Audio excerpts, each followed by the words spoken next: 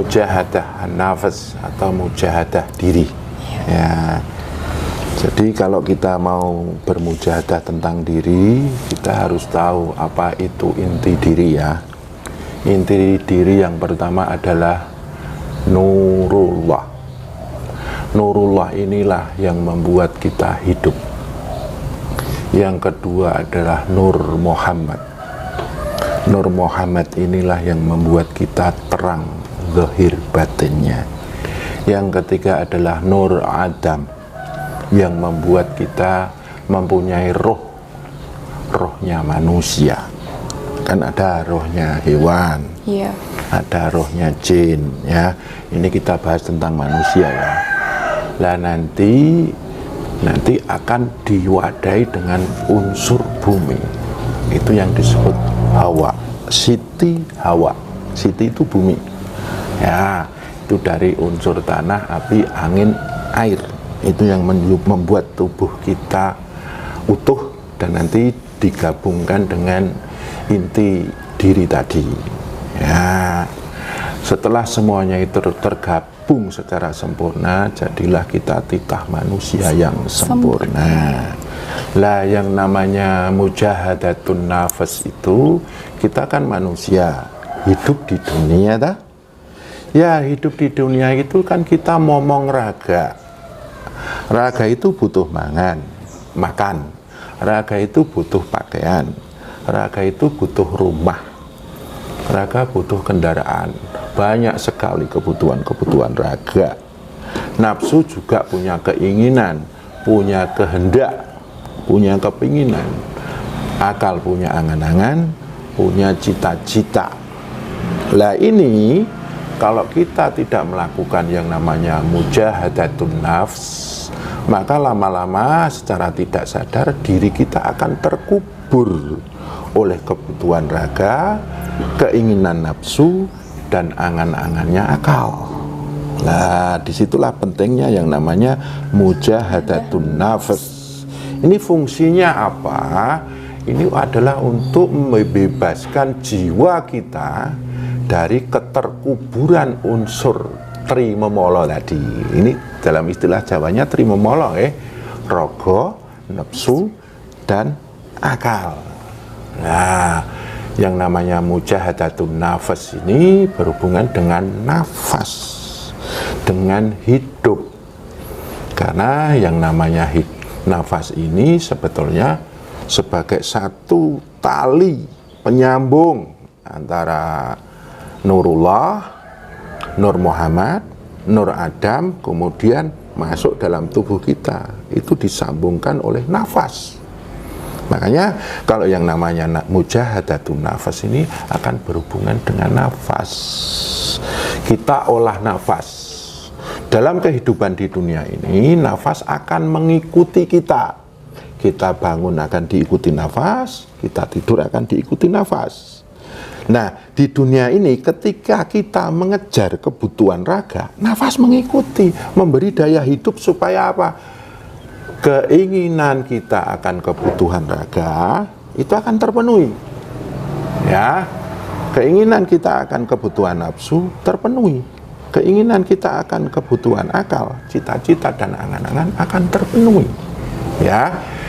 Nafas ini akan membantu panjenengan ketika jenengan mencari kebutuhan-kebutuhan raga. Karena ada nafas, ya nafas ini akan membantu menyambungkan kepada energi Tuhan untuk memenuhi keinginan-keinginan panjenengan itu tadi, termasuk nafsu, termasuk akal. Lah mujahadatun nafas ini dalam prakteknya, ketika nafas ini sudah mengikuti kita memenuhi kebutuhan raga, memenuhi kebutuhan nafsu, memenuhi keinginan keinginan akal. Lah yang namanya mujahadatun nafas ini coba kita mengistirahatkan unsur raga, nafsu dan akal. Namanya wukuf, berhenti, istirahat dulu. Lah kemudian daya raga, daya nafsu, dan daya akal ini kita arahkan ke nafas.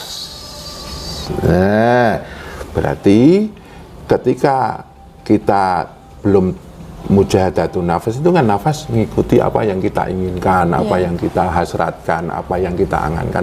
Lah sekarang ini kebutuhan, keinginan, hasrat dan angan ini kita mengikuti nafas.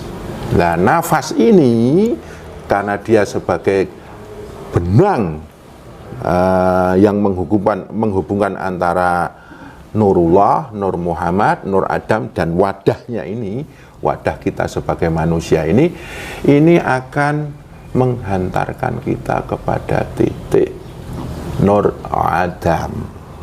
Ya, Nur Adam inilah daya kuasa manusia untuk mengatur unsur-unsur pribadinya. Ya, itu tadi termasuk raga, nafsu dan akal tadi. Terus nanti menghantarkan kepada Nur Muhammad untuk menerangi hidup kita, dan terakhir akan menghubungkan kepada Nurullah yang membuat hidup kita itu sempurna. Dan pada titik akhirnya wa dhahiru wal batin, al awal wal akhir, ini nafas akan menghantarkan kita kepada titik akhir ilahiyah namanya. Nah, seperti itu. Oke, Gus, saya ada 2 pertanyaan. Yang pertama, bagaimana cara kita mengaplikasikan nafas dalam kehidupan sehari-hari? Satu. Yang kedua, menurut saya akal dan nafsu itu ada ketika kita mempunyai raga ya. Artinya ketika raga sudah tidak ada, nafsu dan akal itu apakah masih ada? Terima kasih. Ya memang kita sekarang di dunia ini memang perangkat kita hidup di dunia ini kan raga. Tapi raga ini kan ada 3 lapis ya. Ya, raga wadak itu kan dari tanah, api, angin, air. Lah di dalam raga wadak ini nanti masuk ke lebih dalam lagi menjadi nafsu, tanah lawamah, api amarah, angin subiyah, air mutmainah. Lah ini semuanya itu akan ditaleni, istilahnya diikat oleh yang namanya akal. Nah itu, lah ketika kita sadar akan itu, maka kita akan sadar akan kebutuhan raga, kebutuhan nafsu dan kebutuhan akal.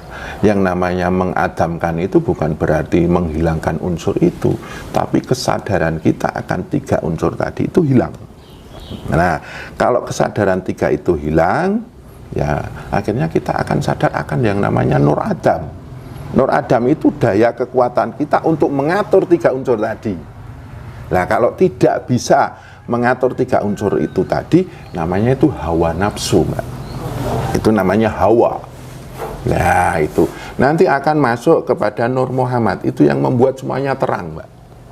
Masuk kepada Nurullah, itu namanya inti hidup. Jadi hidup ini kita di dunia ini tidak hanya ngurusi hidupnya raga, hidupnya nafsu dan hidupnya akal, tapi kita berbekal dari hidup sejatinya, hidup yaitu Nurullah. Artinya nafsu itu kan tidak bisa dihilangkan ya? Tidak bisa. Artinya hanya bisa dikendalikan. Dikendalikan. Lah titik pertama itu kita mengendalikan nafsu, mengendalikan raga, mengendalikan akal. Ya titik selanjutnya kita menafikan itu, menghilangkan daya kekuatan 3 itu. Jadi finalnya malah hilang ya? Hilang dalam kesadaran kita, kesadaran cipta dan kesadaran rasa kita. Nanti muncullah yang namanya kesadaran nafas. Nah dari kesadaran nafas ini akan menghantarkan kepada kesadaran Nur Adam. Kekuatan untuk menata 3 unsur tadi, Nur Muhammad supaya terang, Nurullah supaya menemukan inti hidup dari ketiganya itu. Lah inti hidup Allah yang kita bawa untuk mengatur ketiganya itu akan membuat kita selalu sujud kepada Allah, tidak terlepas dari Allah. Walaupun kita ngurusi kebutuhan raga, keinginan nafsu dan angan-angannya akal, kita tidak pernah lepas dengan Tuhan kita. Lah prakteknya gini ya Mbak, prakteknya itu ya kalau saya setiap hari kalau saya sudah istilahnya istirahat dari urusan dunia, saya akan selalu duduk santai, rileks. Yang bagus ya bersila. Kemudian saya lepas kesadaran saya atas 3 unsur tadi. Kemudian saya mulai menyadarkan diri saya, cipta rasa saya, dan karsa saya kepada nafas. Tarik, buang, tarik kosong, buang kosong, tarik tenang, buang tenang. Nah, kalau tadi saya katakan nafas itu akan mengikuti kita. Apapun kehendak kita, apapun keinginan kita, dia akan mencukupi dengan daya hidupnya Allah tadi. Nah sekarang setelah kita mengikuti alur nafas itu, cobalah kehendak kita fokuskan untuk taqarruban, pendekatan kepada Allah. Tarik nafas kosong, buang Allah. Nah seperti itu Mbak.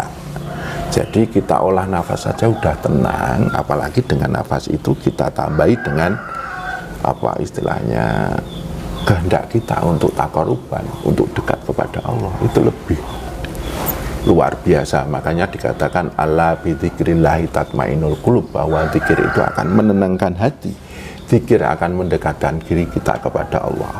Lah tata caranya kan, kalau tata cara Islam kan dengan Allah, Allah. Tapi kalau tata cara kapitayan itu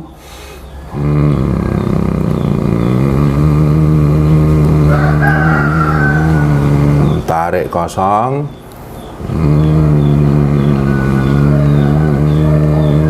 lah mulut kita mengucapkan tapi di dalam hati kita mendekat dengan Allah. Loh kenapa kok alam semesta ini sudah terciptakan sebelum manusia ada. Jadi saat itu adanya ya planet-planet ini, ya ada tumbuhan di sana, ada hewan di sana, ada makhluk-makhluk halus di sana sebelum manusia ada. Lah di saat itu mungkin belum ada lafadz Allah di situ. Jadi alam semesta, langit seisinya, bumi seisinya, sebelum ada manusia itu zikirnya bukan Allah, bukan, tapi seperti kumbang bengung itu loh, ya, kumbang bengung itu. Nah itu sebagai budi pekerti kita kepada alam semesta. Mereka itu kalau berzikir itu seperti kumbang yang bengung itu. Artinya belum ada aksara ya? Belum ada aksara, belum ada sebutan. Hanya sebuah frekuensi. Frekuensi. Ya, tadi aslinya gini loh. Ketika kita mengucapkan itu frekuensi kita tuh nyambung langit, nyambung bumi seisinya.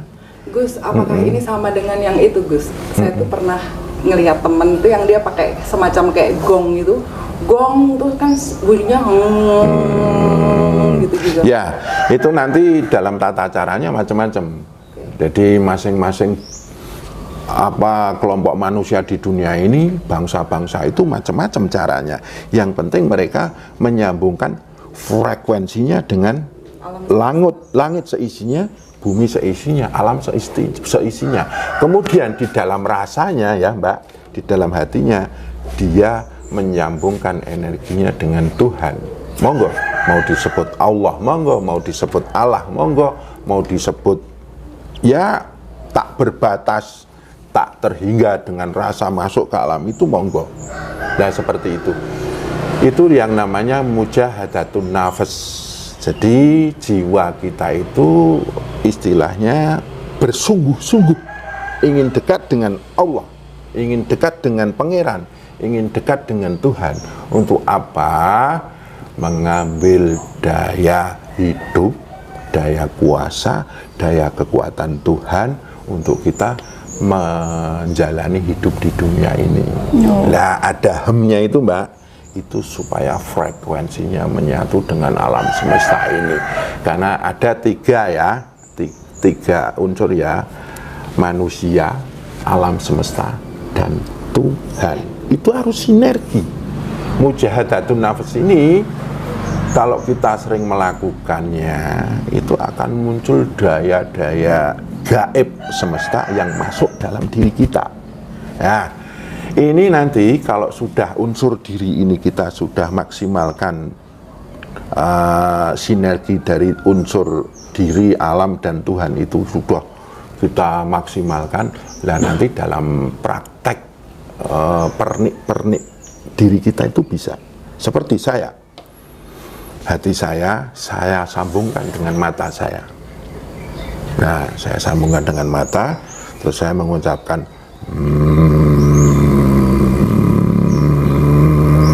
ucapan saya itu menyatu dengan penglihatan semesta.